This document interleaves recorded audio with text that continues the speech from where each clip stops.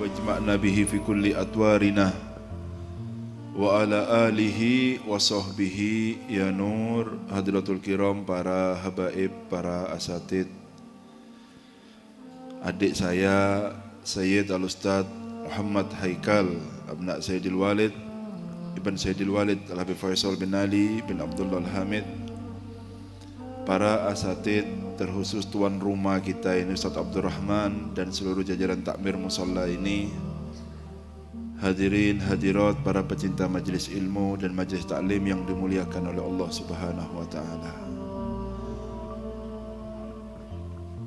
Majelis ini dibuat supaya kita mempunyai ikatan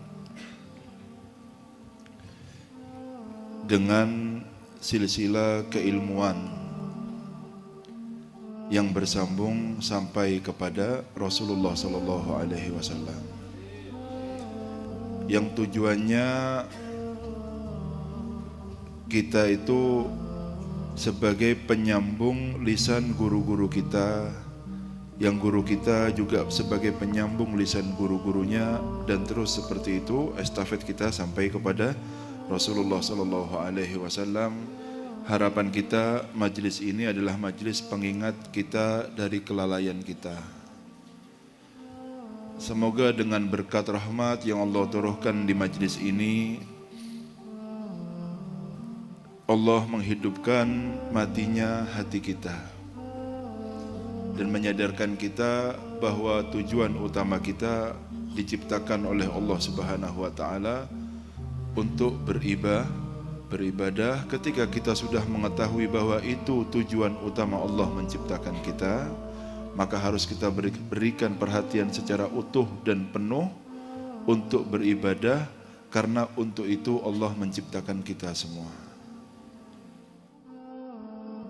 Allah memberikan kita kesempatan ibadah ini hanya di dalam kehidupan yang pendek di dunia ini. Makanya orang yang paling tersadar dan tahu betul siapa dirinya adalah ubat, orang yang ahli ibadah. Dan orang yang paling berakal, orang yang paling tersadar, orang yang tidak lalai, itu adalah orang ahli ibadah. Dan orang yang paling cerdas, yang paling berakal yang hidup di atas muka bumi ini adalah zuhad, orang yang zuhud kepada dunia. Karena tahunya betul bahwa dunia ini Allah kepingin melihat siapa yang paling bagus ibadahnya di antara kita. Dan tidak mungkin ibadah seseorang itu menjadi baik ketika hatinya tercampur dengan kecintaan kepada dunia. Dia tahu betul bahwa demi Allah kehidupan ini sementara. Ya, di sana kita hanya seperti melewati sebuah jembatan untuk mencapai pulau tujuan kita, itulah dunia kita. Semua kejadian yang terjadi setelah malam pertama kita di dalam kubur kita sampai tidak tahu kita akan dilarikan kemana, ke surga atau ke neraka, semua itu tergantung dengan umur pendek yang Allah titipkan ketika kita di dunia. Oleh karena itu orang yang paling sadar di dunia ini adalah orang-orang ahli ibadah, dan orang yang paling cerdas di dunia ini adalah orang-orang yang zuhud kepada dunia, walaupun tanpa titel di belakangnya. Oleh karena itu Rasul sallallahu alaihi wasallam memberikan gambaran kepada kita semuanya, mad dunya fil akhirah illa mithlu ma yaj'alu ahadakum isba'ahu fil yammi falyanzur bima yarji, kata Rasul sallallahu alaihi wasallam. Apa itu dunia apabila dibandingkan dengan akhirat, kata Nabi Muhammad sallallahu alaihi wasallam. Lihat kalian itu, celupkan jari kalian, berapa tetes yang kembali dari jari kalian dibandingkan dengan lautan yang luas. Itu setetes itu yang direbutkan sama orang banyak, lupa kalau di belakangnya ada yang lebih besar daripada harus mengejar sesuatu yang kita ini belum tentu mendapatkannya. Rebutan tetesan itu, lupa kalau ada laut dan sumber tetesan ini sebetulnya dari laut itu semuanya. Dari malam pertama kita di kuburan, semua itu tergantung dengan umur pendek yang Allah titipkan kita ketika kita hidup di dunia ini. Jadi semua keadaan yang ada di akhirat itu semua kita yang menanamnya. Kalau kita menanam kebaikan ketika hidupan dunia ini, yang kita akan rasakan itu hasil daripada apa yang kita lakukan nanti di akhirat. Tapi sebaliknya, kalau kita menanam keburukan demi keburukan, kita juga sendirilah yang akan menuai hasilnya nanti ketika kita di akhirat. Makanya katanya Allah Subhanahu wa taala, ya Muhammad, i'mal ma syi'ta fa innaka majziyun bih. Terserah kamu mau berbuat apa ya Muhammad, karena kamu akan merasakan hasil daripada apa yang kamu perbuat. Wa ahbib man syi'ta, cintai terserah kamu, terserah, bebas mau cinta kepada dunianya, mau cinta sama istrinya, mau cinta sama anaknya, mau cinta sama siapapun yang akan engkau cintai. Tapi ketahui fa innaka mufariquh, harus sadar kamu itu bahwa ada waktunya nanti kalian akan harus berpisah dengan semua yang kau cintai. Harus tahu betul ini ya. Semoga kita diberikan sadar oleh Allah Subhanahu wa taala. Ya. Oleh karena itu pentingnya seseorang ini semangat di dalam beribadah, karena ada manusia-manusia itu yang cita-citanya itu rendahan, yang dikejar hanya hal-hal yang berbau dunia saja. Ya mungkin dia dapatkan atau bisa jadi dia tidak dapatkan. Tetapi ada orang-orang yang cita-citanya tinggi di atas itu semuanya, yaitu ingin mendapatkan kemuliaan yang hakiki ketika di akhirat, di antaranya menjadi pendamping Nabi Muhammad SAW. Semua sahabat itu tidak punya cita-cita lain. Cita-cita mereka satu, ingin menjadi pendamping Nabi Muhammad SAW. Dan manusia yang akan dimuliakan oleh Allah di atas muka bumi dan diangkat derajatnya adalah orang-orang yang mempunyai cita-cita yang sama dengan orang-orang yang mulia dari para sahabat Nabi Muhammad SAW. Coba kita lihat cita-cita kita itu apa. Makanya sampai itu kalau ngudang bayi, ngudang anak, kalau mau tidur mumpung masih kecil supaya tertanam di dalam hati mereka, tanyakan yang pertama harus kau cintai siapa?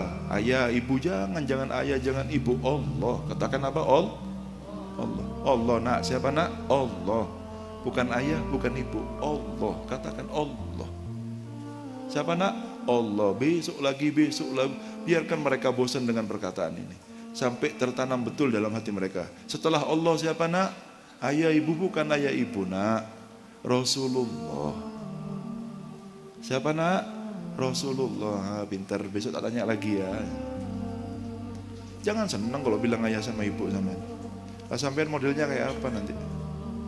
Biarkan mereka, anak-anak kita ini cinta nomor satunya itu untuk Allah. Setelah Allah baru mencintai Nabi Muhammad. Setelah itu tidak peduli kita mau cinta sama siapa, mau cinta sama orang tuanya atau orang lain yang lebih dia sayangi dari gurunya dan lain sebagainya. Setelah mereka itu menomorsatukan Allah dan Nabinya. Setelah mereka itu menomorsatukan Allah dan Nabinya. Apabila kita mengharapkan anak-anak kita menjadi anak-anak yang baik, mulailah perbaikan itu semuanya dari diri kita sendiri. Karena kesolehan, keikhlasan hati dalam beribadah dari orang tua itu akan menular kepada anaknya. Tidak tahu ya dari anak yang mana nanti. Karena kalau saya perumpamakan, ketika kita memulai dari diri kita sendiri untuk berubah menjadi orang yang baik, itu bagaikan membuat kurung. Apa nih kurung? Iya. Nanti tidak tahu niatan kita yang baik itu dikabulkan sama Allah dari anak pertama, kedua atau ketiga. Kan maksudnya keturunan pertama atau cucu kita atau cicit kita, tidak tahu. Bisa jadi keturunan ketujuh kita. Kalau seandainya ya kita sudah memulai menutup kurung, berniat kepada Allah dengan niat yang sungguh-sungguh untuk supaya memperbaiki diri kita dengan harapan kebaikan yang kita lakukan itu menular kepada anak-anak kita, itu kita sudah mulai menanam saham. Tidak tahu nanti anak yang mana yang Allah mengabulkan doa kita, mungkin anak dari turunan kita secara langsung, amin Allahumma amin, atau cucu kita, atau cicit kita, atau keturunan keempat, kelima, keenam, ketujuh kita. Tapi ketika dijadikan keturunan kelima, keenam itu bagaikan penutup kurungnya. Jadi di antara kurung ini dan kurung yang lainnya semuanya melebur karena berkahnya orang yang soleh yang dilahirkan oleh Allah di antara kakek dan cucunya. Faham ya? Jadi melebur dosanya yang dilakukan di antara dua manusia ini. Makanya antum dapatkan berapa banyak orang-orang dari turunan kiai itu gampang untuk menjadi orang-orang yang soleh, itu bukan karena anaknya yang hebat, tapi karena keikhlasan doa orang-orang tuanya yang dikabulkan pada keturunannya. Tapi bukan menutup orang-orang biasa untuk tidak bisa menjadi mereka. Enggak, sangat terbuka peluang itu, sangat besar sekali. Ada memang beberapa manusia di atas muka bumi ini sudah dipilih di azal. Sudah tulisannya Allah akan menjadi orang besar. Di antaranya pemimpin-pemimpin aulia, itu sudah ada kabar gembira, bahkan mereka itu sebelum lahirnya di dunia ini. Karena memang sudah orang pilihan Allah Subhanahu wa ta'ala. Itu wahbiyah namanya, pemberian dari Allah. Tidak bisa kita ngejar mereka itu. Tetapi orang-orang yang model kita ini harus masuk ke dalam firman Allah Subhanahu wa ta'ala, walladzina jahadu fina lanahdiyannahum subulana. Mau hidayah, mau dibukakan pintu-pintu kebaikan, ayo tampakkan kesungguhan dalam ibadahnya dulu. Jahadu fina, karena aku, katanya Allah, bukan karena viral, bukan karena manusia, bukan karena dunia. Mujahadanya karena Allah. Karena apa? Karena Allah, bukan yang lainnya. Kalau sudah memang dia menampakkan kesungguhan di dalam ibadahnya yang karena Allah Subhanahu wa ta'ala, lanahdiyannahum subulana, saya yang akan menunjukkan jalan-jalan petunjuk saya untuk menjadikan orang yang bersungguh-sungguh ini menjadi orang dekatku, katanya Allah Subhanahu wa ta'ala. Setelah kita menampakkan kesungguhan kita kepada Allah, biarkan Allah menampakkan, Allah melihat kita dalam kesungguhan untuk mencari kedekatan diri kita kepada Allah Subhanahu wa ta'ala. Biarkan Allah melihat itu semuanya. Biar tampak mana yang sungguh-sungguh, mana yang main-main. Kalau kita tidak mau mulai dari kita mustahil akan melahirkan anak-anak yang baik-baik setelah kita nanti. Oleh karena itu kan peribahasa Arab itu gampang sekali ya, mudah dicerna. Aslih nafsaka yasluh lakan nas. Perbaiki badanmu, nanti orang-orang akan baik karena kamu sudah mulai dengan diri kamu sendiri. Antum itu kalau menasihati orang dan antum sendiri tidak baik, akan diketawai sama Allah, kaunya kayak gitu kok gayanya bilangnya orang, nanti bilang kayak gitu. Bapaknya bilangnya anaknya sambil rokokan terus bilang ojo ngerokok yole ya. Lah bapak ya apa? Bapaknya bangunnya kesiangan terus marahin anaknya, kok gak sembahyang subuh? Lah bapak itu rupisan kok. Lah gimana terus? Mau bilangnya apa antum terus? Ngaji nak. Lah bapak kok udah ngaji? Mulai dulu badannya, baru bilangnya orang yang lain. Gimana antum mau menasihati anak antum sendiri belum bisa menasihati diri antum sendiri? Bilangi badannya lo tidak bisa, gimana mau bilangi orang? Kesian hati kita ini. La ilaha illallah. Makanya Al-Quran itu jangan ditinggal di rumah ya. Apa? Saya tidak ngomong tidak nuntut anak kecil atau perempuan yang sudah sibuk dengan headnya sama kerjaan rumahnya. Ini bapak-bapak yang tidak pernah head ini. Dengarkan telinganya. Kalau ibu itu sudah ngepel, sudah nyapu, sudah masak, sudah ngurus anak, ngurus sampean, wis tidak usah dituntut macam-macam. Pokoknya sembahyang perempuan beres urusannya sudah. Yang laki-laki, yang ganteng-ganteng, yang tidak pernah head ini, baca Al-Qurannya. Paham ya? Dibaca Al-Qurannya. Supaya rahmat itu menyeluruh mengenai orang-orang yang ada di rumah kita. Cahaya itu akan tertular kepada istri dan anak-anak kita.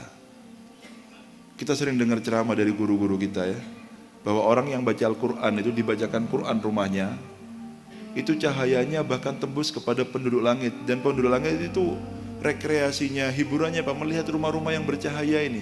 Dari mana cahaya rumah? Lampunya yang terang. Listriknya yang 2000 watt, 4000 watt atau 10.000 watt? Enggak. Rumahnya Nabi tidak ada lampunya. Atapnya kalau dipegang gini sampai, tapi Al-Quran hidup di sana. Rumahnya rumah paling mulia di atas muka bumi ini. Tidak ada bahkan kamar-kamarnya, satu kamar, tidurnya cuma ditutup tirai seperti ini. Kalau ada tamu, dibuka, ya kalau ada tamu dibuka. Jadi cuma kotak gini saja rumahnya Nabi Muhammad SAW. Ada 9 ketika di Madinah. Lah 9 kamar-kamar itulah, Nabi sendiri tidak punya rumah, hanya membuatkan rumah untuk istri-istrinya. Rumahnya sendiri tidak ada. Rumah-rumah yang paling mulia inilah yang disebut dalam Al-Quran Al-Hujarat, kamar-kamar. Sebut namanya, rumah-rumah mulianya Nabi ini, di dalam salah satu nama Al-Quran. Rumah mana yang paling mulia? Rumah ini demi Allah. Bukan karena kemewahannya, tetapi karena Al-Quran yang hidup di dalam rumah-rumah tersebut. Coba kita bayangkan kalau rumah itu saja bercahaya sampai tembus langit, rumahnya, terus pertanyaannya gimana dengan yang membacanya? Gimana dengan yang membacanya? Gimana dengan orang-orang yang ada di sekitarnya? Rumah saja membekas sampai bercahaya. Gimana dengan istri dan anak-anak kita? Itu berkah cahaya yang ada pada mereka. Itu karena ada satu orang yang mau mengorbankan waktunya untuk membaca Al-Quran di dalam rumahnya. Faham bapak-bapak ya? Tidak usah nonton kadang-kadang ya. Saya terus terang, beberapa perempuan ini unggul kalau membaca Al-Quran daripada orang laki. Terus terang saja. Tapi itu jarang. Karena ibu-ibu ini bingung lihat sinetron terus biasanya. Jeritan hati istri ya. Kesannya orang laki ini dolim sak dunia semua sudah. Jangan terlalu banyak dilihat bu, akhirnya banyak protes sama suaminya sampai nanti. Tapi jarang, tapi ada, bukan tidak ada. Ada. Sehingga ada beberapa manusia ini sangat banyak sekali di atas muka bumi ini yang mereka menyandang ahlul Quran. Saya sering menyebutkan siapa ahlul Quran itu, yang berakhlak dengan akhlaknya Nabi Muhammad satu ya. Tapi kita lihat ya makna daripada Al-Quran itu. Al-Quran ini berat. Oleh karena itu Rasul Shallallahu Alaihi Wasallam ya seperti yang diriwayatkan oleh Sayyidatuna Aisyah radhiyallahu taala anha wa ardhaha, kana yaqumu minal lail hatta tatafattar qadamah. Bangun malam sampai pecah-pecah kakinya. Alasan apa ini kok sampai pecah kakinya? Yang dibaca Al-Quran. Apa? Yang dibaca Al-Quran, yang dikatakan sama Allah, lau anzalna hadzal Qur'an ala jabalin la ra'aitahum khasi'an mutasaddian min khasyatil. Gunung pun tidak mampu untuk menanggung sedikit daripada ayat Al-Quran. Bagaimana dengan Al-Quran penuh? Gimana beratnya Al-Quran sampai gunung pun tidak mampu untuk mengembannya. Lalu dikatakan oleh Allah kepada Nabi Muhammad, inna sanulki alaika qaulan thaqila. Berat Al-Quran itu. Tapi ajaibnya, manusia ini hatinya lebih keras daripada gunung sampai tidak goyang sama sekali ketika baca Al-Quran. Itu karena kerasnya hatinya, bukan karena hebatnya dia. Wah, ngaji, goyang bulunya satu enggak, karena lebih keras hatinya daripada batu itu sendiri. Terus bilang kita adalah ahlul Quran. Ahlul Quran dari mana? Bulunya tidak goyang ketika baca Al-Quran, bukan badannya. Sampai Allah itu menerangkan tentang sir atau rahasia hubutul hajar, jatuhnya gunung batu dari kegunungan itu. Bukan gunung kayak gunung Ijen ini ya, gunung di Arab, cadas, batu semuanya total. Dikatakan sama Allah dalam Al-Quran, wa inna minha, ya ini minal hajar, lama yahbitu min khasyatillah. Sir, rahasia jatuhnya gunung, batu yang ada di gunung itu, yang sudah nempel jadi satu sama gunungnya, karena itu batu satu kesatuan, rontok dia. Karena apa? Karena takutnya kepada Allah, katanya Allah dalam Al-Quran. Lah kita tidak pernah jatuh sama sekali walaupun baca 30 juz Al-Quran itu sendiri. Terus bilangnya mesem, saya ahlul Quran. Ahlul Quran yang model apa kita ini? Saya alhamdulillah Beb ngaji 5 juz Al-Quran. Orang dulu baca 1 ayat sampai nangis, sampai semaput. Antum 5 juz gimana bacanya Al-Quran itu? Dibilang hatta tatafattar qadamah, sampai pecah-pecah kakinya Rasul sallallahu alaihi wasallam karena beratnya perkataan yang dibaca. Ada seorang aulia namanya Habib Ahmad bin Hasan Al-Attas. Beliau itu ahlul Quran yang alhamdulillah dimuliakan sama Allah dalam mimpinya untuk talaki langsung dengan Al-Quran dalam membaca Al-Qurannya. Talaki langsung dengan Rasulullah sallallahu alaihi wasallam dalam membaca Al-Qurannya. Sehingga Habib Ali bin Muhammad Al-Habsyi ini yang membuat Maulid Habsyi ini, kalau ada beliau tidak berani maju jadi imam. Langsung ini yang disuruh jadi imam. Karena ini orang yang dimuliakan oleh Allah secara langsung ya untuk bisa bertalaki dengan Kanjeng Nabi Muhammad sallallahu alaihi wasallam walaupun di dalam mimpinya. Beliau ini kalau baca Al-Quran biasanya beliau itu tikror, ngulang hafalan itu bersama dengan ontanya di atasnya. Ya, sambil jalan, dikira ontanya jalan terus. Ternyata ontanya duduk. Tidak kuat ngangkat Ahmad bin Hasan, tidak. Orang angkatan berat diangkat sama onta kok cuma 1 orang. Ya sangat kuat sekali onta ini. Alasan onta itu tidak kuat jalan, karena apa? Karena yang di atasnya membaca Al-Quran yang turun kepadanya, tidak kuat sampai onta mengangkatnya. Ahmad bin Hasan Al-Attas tapi. Ya kita gimana? Salah kulihal, tidak usah memikirkan ini antum ya. Yang penting Al-Quran itu dibaca. Akan ada sakinah di sana. Akan ada tumaknina di sana dalam rumah kita ini. Cahayanya akan menembus dinding-dinding. Jangankan dinding, bahkan istri dan anak-anak kita akan terkena berkah daripada cahaya Al-Quran yang kita baca dalam rumah kita. Yang jangan sibuk ke masjid sama ke musola terus sampai rumahnya tidak dibuat ibadah sama sekali. Ibadah di masjid bagus, tapi di rumah lebih bagus. Lalu di masjid bagaimana bisa musola? Itu yang lebih afdal untuk melaksanakan sholat fardu di masjid sama di musola. Tapi sholat sunnah, tapi Al-Quran di rumah lebih afdal daripada di masjid itu sendiri. Sholat 5 waktu lebih afdal di masjid. Paham ya? Makanya kata Rasulullah, jangan jadikan rumah-rumah kalian itu seperti kuburan. Apa? Sepi dari kegiatan peribadatan. Paham ya? Nah, lalu fakultu lahu lima tasna'u hadza ya Rasulullah, kata Sayyidina Isa, kenapa kau lakukan ini wahai Kanjeng Nabi? Ya, wa qad ghafarallahu laka ma taqaddama min dzambika wa ma ta'akhkhar. Sudah diampuni dosa-dosa kamu yang terdahulu dan yang akan datang. Apa kau masih ngoyo ibadahnya itu? Jawaban Nabi, dan ini pelajaran bagi kita semuanya. Afala uhibbu an akuna abdan syakuro. Kepengin jadi hamba yang pandai bersyukur. Nikmat yang Allah berikan besar, itu membutuhkan syukur yang besar pula daripada kita. Apa yang dikatakan syukur itu? Antum mengerti, paham makna syukur itu apa? Kapan kita dikatakan sebagai hamba yang bersyukur itu? Orang yang bersyukur itu adalah orang yang al-i'tiraf bin ni'mah annaha ja'at min indillah. Kita ini mengakui betul bahwa semua apa yang ada pada diri kita dari kenikmatan, baik yang bentuknya itu harta, baik yang bentuknya kesehatan, baik itu yang bentuknya kelapangan dan lain sebagainya, itu bukan dari kita tapi murni semua itu pemberian dari Allah. Itu nomor 1. Ada 3 ya orang dikatakan bisa bersyukur dengan nikmatnya. Ngakoni sampean harus bahwa nikmat yang ada sama saya ini datangnya dari Allah. Kalau sampean masih merasa dari kerjaan saya, dari ilmu saya, dari ini, dari itu, ini itu, berarti sampean belum tahu siapa pemberi rezeki. Berarti sampean itu anak buahnya Qarun.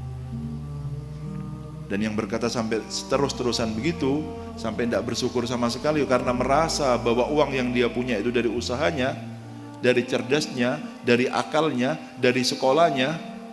Apa bedanya sama Qarun? Qarun dulu itu ya ditenggelamkan sama Allah Subhanahu wa taala karena Qarun dahulu berkata, dan perkataannya dinas dalam Al-Qur'an. Jangan sampai kita seperti Qarun. ditenggelamkan nanti lama-lama sama Allah Subhanahu wa taala. Apa perkataan Qarun? Innama utituhu ala ilmin indi. Saya punya harta yang banyak itu karena ilmu yang saya punya ya. Karena sekolah saya, karena usaha saya. Terus kan ngomong gitu ya, ditenggelamkan sebentar lagi sama Allah Subhanahu wa taala. Anak buahnya Qarun yang walaupun tidak bernama Qarun itu, karena perkataannya persis seperti perkataan Qarun sampai ditenggelamkan sama Allah. Jangan bilang karena usaha saya, karena Allah. Datangnya dari Allah. Nomor satu itu ya, al-i'tiraf bi ni'mah. Mengakui bahwa nikmat yang ada pada diri kita itu datangnya dari Allah. Itu pertama penyebab kita menjadi seseorang yang bersyukur. Nomor dua, makna syukur itu dengan melakukan sebuah perbuatan yang diwajibkan dan disunahkan itu daripada taat kita kepada Allah Subhanahu wa taala. Memakmurkan waktu yang Allah titipkan kepada kita, yang telah memberikan kenikmatan kepada kita dengan perbuatan taat dan menjauhi maksiat. Apabila kita bisa melakukan tiga perkara ini, maka kita tergolong hamba-hamba yang Antum coba renungi doa-doa yang Nabi Muhammad ajarkan kepada antum semuanya dalam setiap hari. Antum mau baca doa apa coba? Mau tidur, bangun tidur, mau makan, setelah makan, mau minum, setelah minum, coba ayo kita baca sama-sama doa-doa itu semuanya. Contoh, mau makan ya, baca apa antum? Allahumma barik lana fima razaqtana, daripada apa yang engkau berikan rezeki kepada.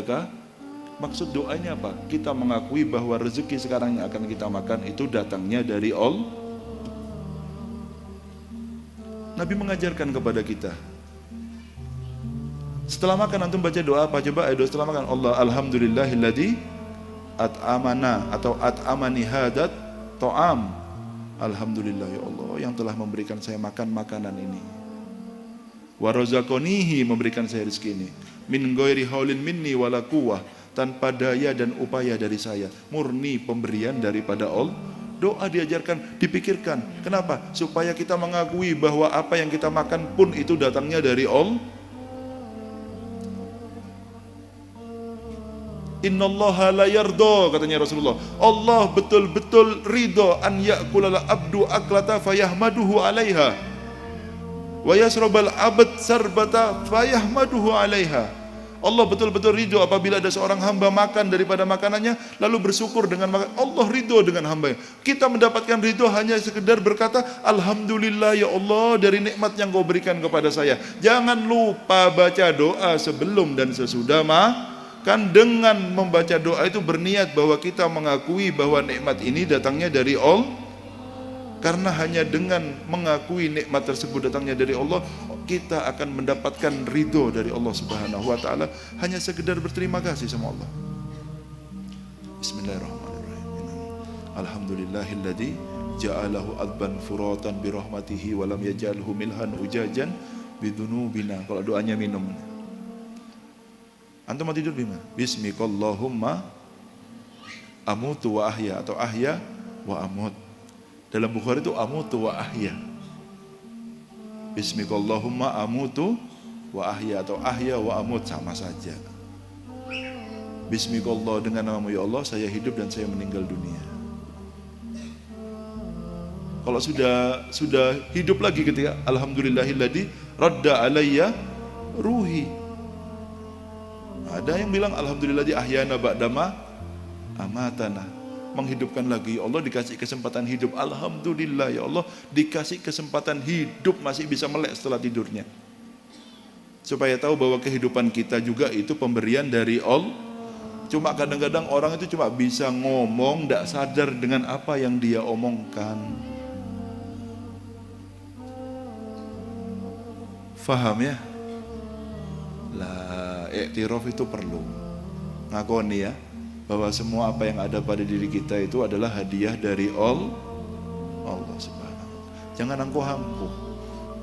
Antum itu punya kekuatan apa? Dicabut sebentar lagi sakit, tidak bisa apa-apa, antum tinggal nangisnya nanti. Untuk apa dicabut kesehatan? Supaya tahu kalau kita sebetulnya tidak bisa apa-apa kalau tidak dikasih kekuatan sama Allah. Tinggal nangis, ya nangis Allah. Biar sadar dari angkuhnya. Barangkali dengan ini orang itu jadi ingat sama Allah Subhanahu wa Ta'ala. Karena sudah lama dikasih kelapangan tidak sadar-sadar. Dicabut jadi sadar. Berarti penyakitnya dia itu adalah nikmat dari Allah walaupun dalam bentuk penyakit. Karena hanya dengan penyakit itu dia menjadi hamba yang benar kepada Allah. Yang tidak bisa dia itu sadar ketika dalam masa sehat dan masa lapangnya. Tapi dalam semua keadaan jadilah hamba yang selalu bersyukur kepada Allah Subhanahu wa Ta'ala. Paham ya? Kadang-kadang orang tahu bahwa umur kita ini ra'su malina. Modal kita umur kita ini. Ya. Kalau sudah 40 kita ini umurnya, ya berarti kalau 60 ya kurang 20 tahun. Pak, Nabi itu 63 Hijriyah ya Pak ya, jangan dihitung Masehi.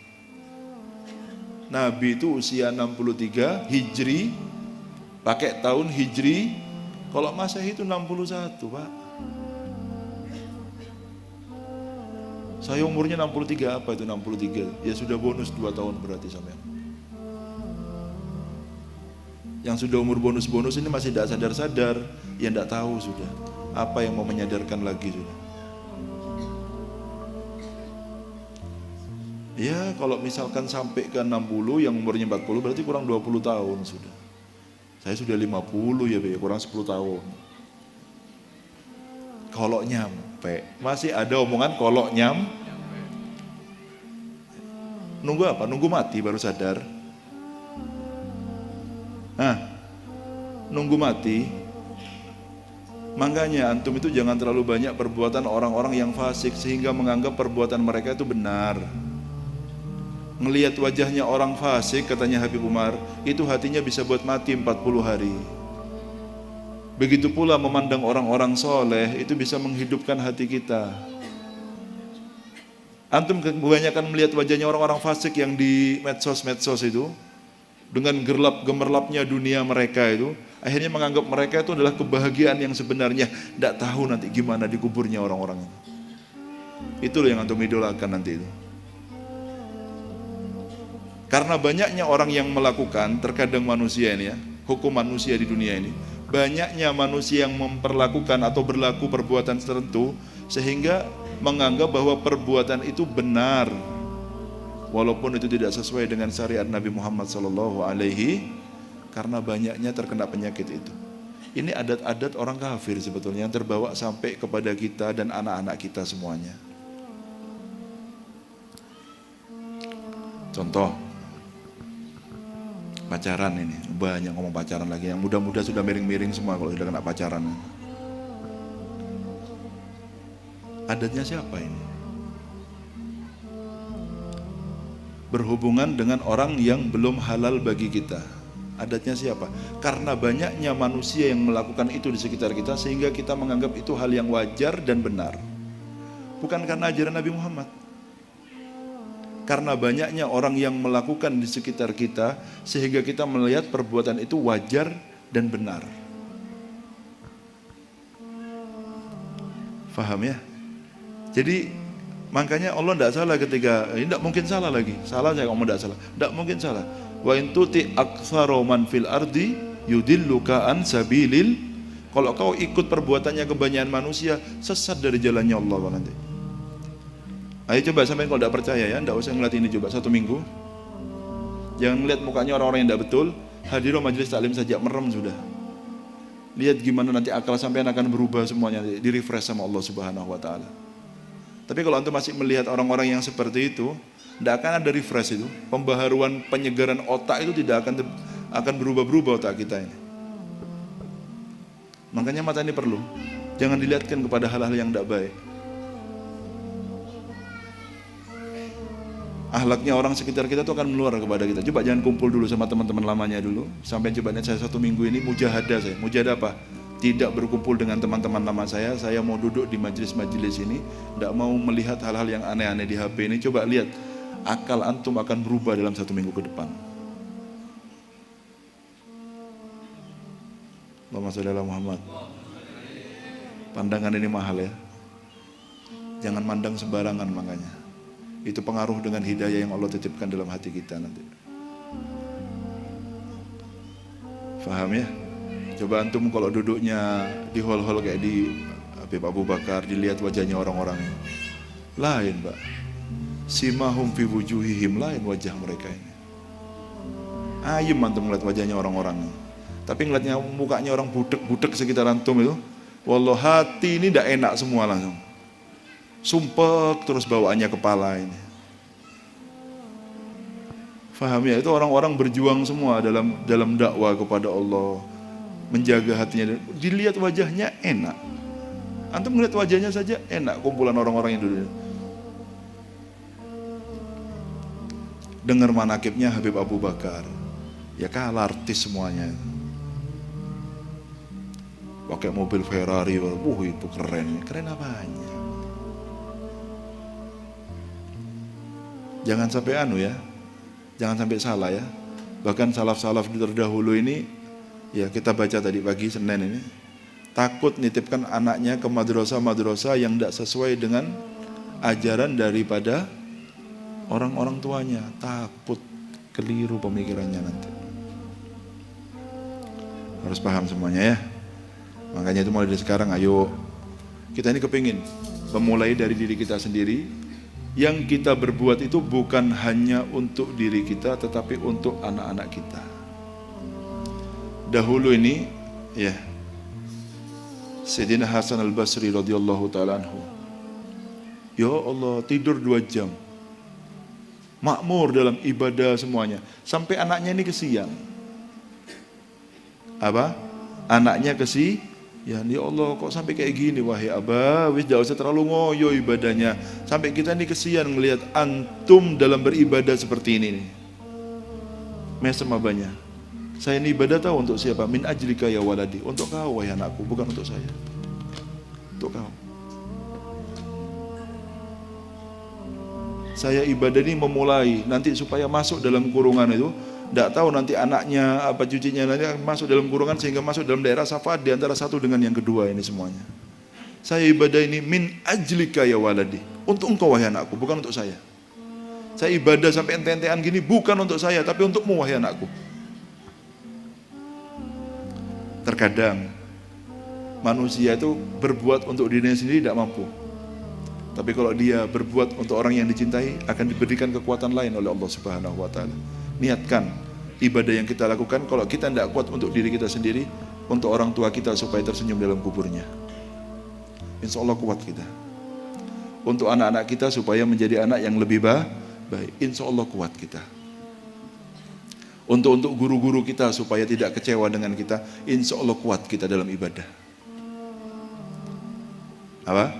Ibadah diniatkan untuk orang tua kita yang sudah meninggal kakek-kakek kita. Insya Allah kuat. Ibadah untuk apa? Untuk anak-anak saya. Sampai ini yang belum kawin dengarkan, doakan anaknya. Beb, saya belum punya anak ya Beb ya. Sudah mulai menanam bibit bahkan dari belum menikah, mendoakan supaya punya anak yang Saya dari sebelum ke Hadramaut sudah doakan anak saya supaya jadi anak yang soleh-soleh. Setiap ziarah, setiap ada acara, setiap apa, itu sudah didoakan anaknya. Dari saya belum kawin bahkan. Perlu apa enggak perlu? Perlu.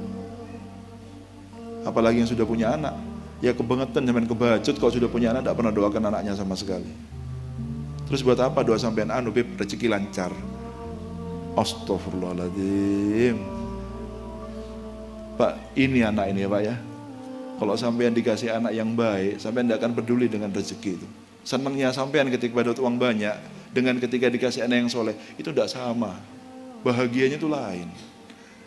Dinginnya hati ini ketika melihat anak kita akhlaknya bagus, apalagi sampai ngapal Al-Quran, sholatnya bagus, itu tidak dibandingkan kebahagiaan itu walaupun dengan orang yang punya uang yang banyak. Tidak sama Pak. Tidak sama. Kebahagiaan yang tidak ternilai bahkan dengan uang itu semuanya. Sampean kan kepingin bahagia ngumpulkan uang banyak kan? Bahagia yang hakiki itu ini lebih daripada itu.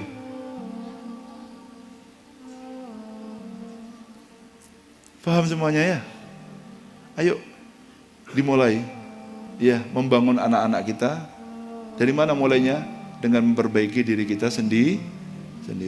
Semoga diberikan hidayah semua kita oleh Allah Subhanahu wa taala ya.